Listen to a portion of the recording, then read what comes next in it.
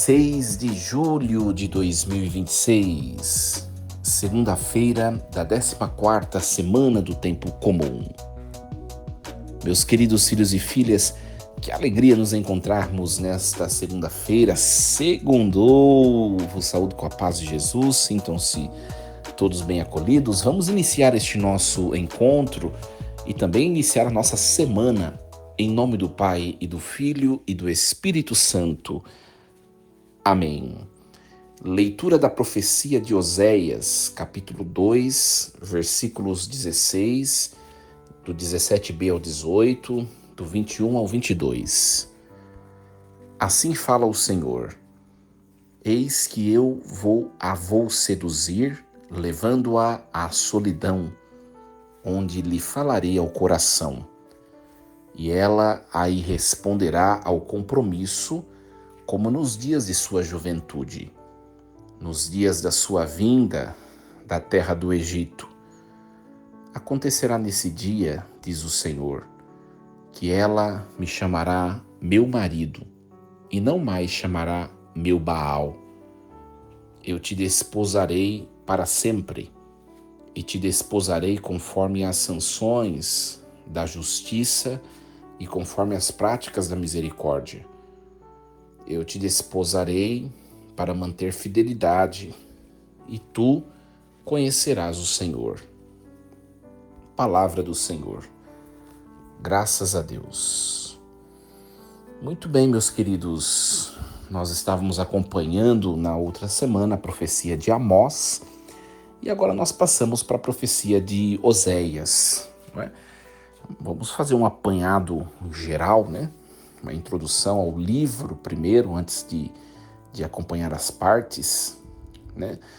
O livro de Oséias, gente, é o livro da profecia de Oséias, situa-se no século VIII a.C., aproximadamente entre os anos 750 e 725.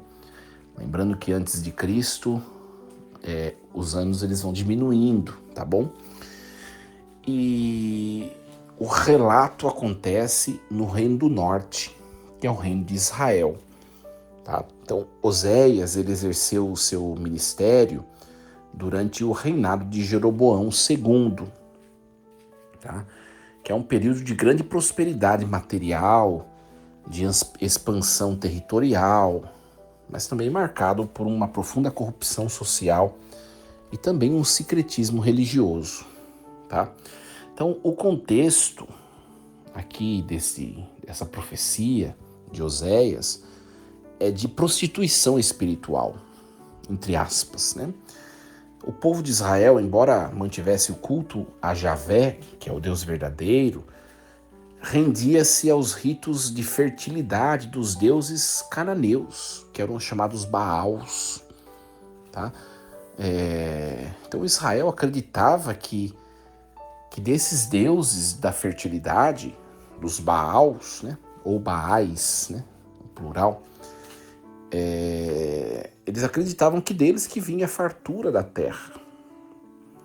E Oséias, ele utiliza a sua própria experiência matrimonial, né, o casamento com a sua esposa, que se chamava Gomer, né, uma mulher infiel, né? Então ele usa da experiência pessoal dele, matrimonial, como uma poderosa metáfora da relação entre Deus e também Israel. Então é uma profecia bastante distinta das demais, né? O livro é um apelo apaixonado à fidelidade e ao conhecimento de Deus, tá? Que vai para além de um mero rito, né, gente? Muito interessante. Então, a infidelidade do povo de Israel em relação a Deus, ele compara com a infidelidade da esposa dele, que é Gomer, em relação a ele.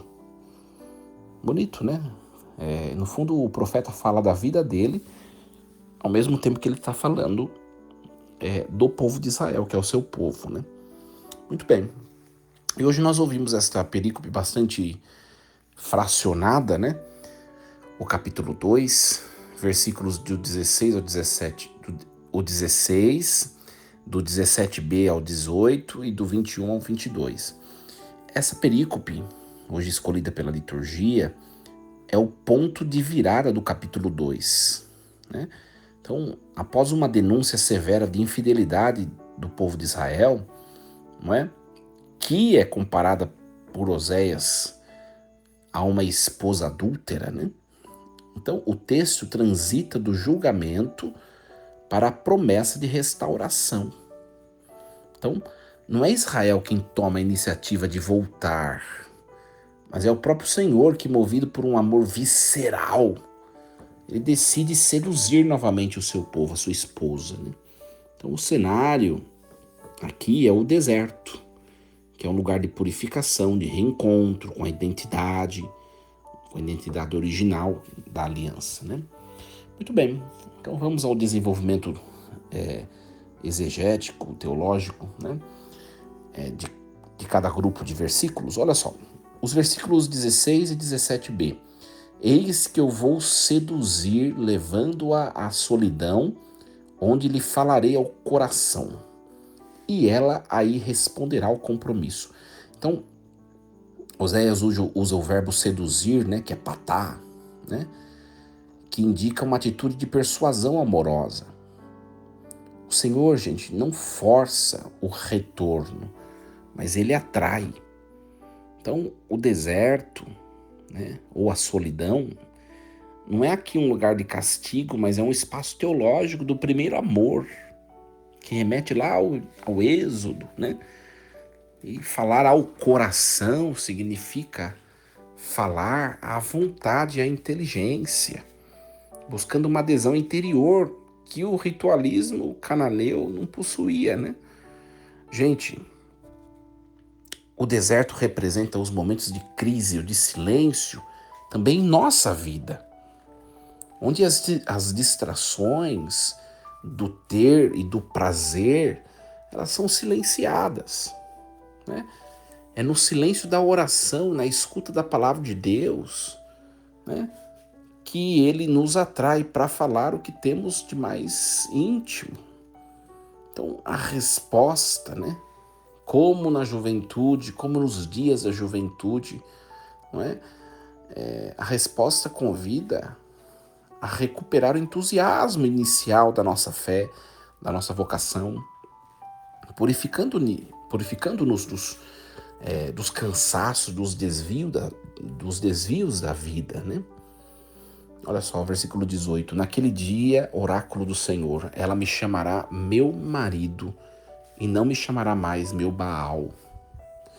Então, há aqui uma mudança terminológica profunda, gente. Baal significa dono ou senhor, né? Que é um título que implica domínio, distância, né? E a palavra marido, que no hebraico é ishi, né, implica parceria, intimidade, reciprocidade, não é? Então, Baal significa, na sua etimologia, né, na sua origem etimológica, proprietário, dono, senhor, né, enquanto marido é Ishi, né? Interessante isso. Deus deseja abolir uma linguagem de medo e do comércio religioso, que é o típico do culto aos Baals, né? Mas Deus quer estabelecer a linguagem da comunhão nupcial. Gente, muitas vezes nós tratamos Deus também como um Baal, um patrão a quem pagamos tributos. Esse negócio que às vezes a gente vê muita gente fazendo, né? Esses negócios de promessas, né? Esses negócios de ritos vazios e campanhas que parece que Deus ele é um patrão, ele nos obriga a fazer aquilo de tal modo que se nós não fizermos, nós vamos morrer, né? Nós vamos entrar em profunda inimizade com Deus. Gente, hoje a reflexão nos convida a transitar para a relação de marido com Deus, né? Não mais relacionar com Deus tal como a um Baal, que é um patrão, que é alguém distante, mas buscar uma relação com Deus tal como a esposa em relação ao seu marido. Quer dizer, intimidade, né? quer dizer relacionamento onde o amor é um motor da ação e não uma obrigação. Então, é o convite para nós sairmos de uma religiosidade, gente, de fachada e partir para uma espiritualidade de comunhão, tá? Nos versículos 21 e 22, eu te desposarei para sempre e te desposarei na justiça e no direito, no amor e na ternura. Eu te desposarei na fidelidade e tu conhecerás o Senhor. Olha só que bonito, né? Então, o termo desposar aqui, né, refere-se ao compromisso formal de um casamento mesmo. Então, Deus oferece 5 dotes ou qualidades para esta nova união. A questão da justiça, o direito, né, que é a base ética de qualquer relação, né? A questão do amor e da ternura, né? O amor de aliança e a compaixão entranhável, né? Misericórdia. E o terceiro ponto, que é a questão da fidelidade, a estabilidade e a confiança absoluta, né? Então, o resultado desse novo desposório é o conhecer do Senhor, né? Olha, gente, conhecer o Senhor na Bíblia não é um conhecimento intelectual, mas é uma experiência de vida e de união profunda, não é? Então, esses versículos do 21 e 22, né, revelam que a nossa relação com Deus ela é sustentada pela fidelidade dele e não pela nossa perfeição. E é verdade, gente, não é? Nós olharmos para a nossa vida, se nós olharmos para esse trajeto, né, que nós escolhermos, nós, de maneira muito sincera, vamos perceber que foi Deus quem nos fez chegar onde nós chegamos. Foi Deus, não é? Gente, nós somos infiéis a Deus, mas Ele garante a fidelidade. Nós somos infiéis, Ele vem com fidelidade, não é? Interessante isso. E depois a questão do conhecimento de Deus, né? Deve ser o objetivo final da vida cristã, né? Uma intimidade que transforma o nosso modo de ver o mundo, né? Muito bem. Então, dessa leitura maravilhosa que a liturgia nos traz hoje, né? Profecia de Oséias, vamos levar 4 pontinhos aqui para a nossa vida, nossa história. Primeira questão, a iniciativa é sempre de Deus, né? Mesmo quando nós nos afastamos, Deus ele está planejando como nós seremos atraídos de volta. Muito interessante isso, gente. A questão do valor do deserto, nós não devemos temer, né? As solidões da vida. Então elas são oportunidades que Deus cria para nos falar ao coração, longe do barulho que nos aliena de nós mesmos e também de Deus, né? O terceiro ponto é a questão da religião do coração. Oséias, ele nos ensina que Deus ele não quer ser chamado de dono, de patrão, mas de esposo, de marido. Então a fé cristã não é um contrato de prestação de serviços, mas é um mistério de amor, de fidelidade. E o quarto ponto é a questão de conhecer é amar, né? Então, conhecer o Senhor é o fruto de uma vida vivida na sua presença. Então, esse conhecimento nos dá a segurança de que, apesar das nossas quedas, o compromisso de Deus conosco, ele é eterno, é inabalável. Muito bem, gente. Força e coragem. Em nome do Pai, do Filho e do Espírito Santo. Amém. Muito bem, então, uma alegria iniciarmos a nossa semana na presença de Deus, né? Nós reunidos aqui virtualmente, obrigado pela sua companhia. Não esqueça de curtir esse material e amanhã nós nos encontraremos mais uma vez para o nosso programa Reflexão Diária. Lembremos-nos sempre, Deus está no comando de tudo.